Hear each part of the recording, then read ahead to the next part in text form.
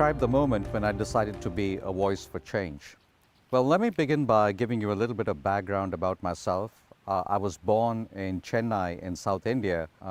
My mother often encouraged me to participate in debate and elocution competitions, and I did that. And that was when I discovered the power of these written and the spoken word. George Floyd, that was what made a huge difference in my life.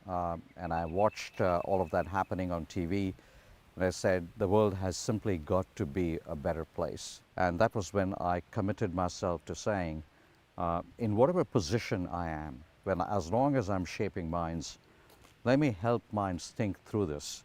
Let me help minds become motivated to make a difference. That was when I got on board with doing my best in my own small way to be a catalyst for change. As I think back to my time in the United States, I had gone to the pharmacy to pick up my medications, and they wanted to know my name. And the person behind the counter said, "What's your name?" I said, "My name is Sridhar Balasubramanian." And of course, it's a long and complex last name, so I said it as slowly and systematically as possible, Balasubramanian.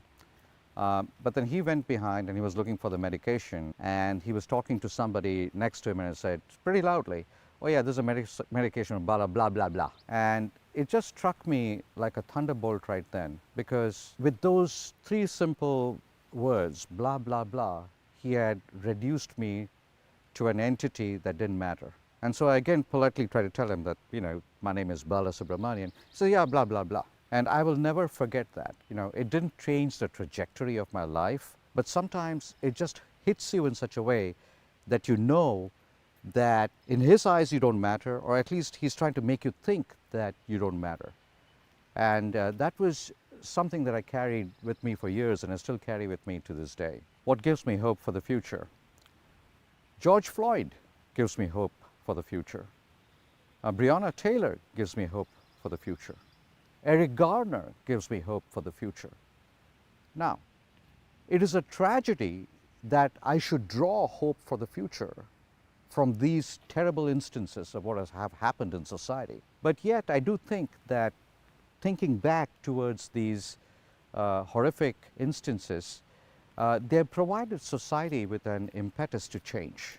But at the same time, I'm concerned because I'm worried that we're going to do things that tackle the symptoms of the situation rather than step back and do some root cause analysis and address the factors that generate racism in society in the first place. And I really hope they're able to get together and work together to create a more even, a more just society by investing in underrepresented minorities,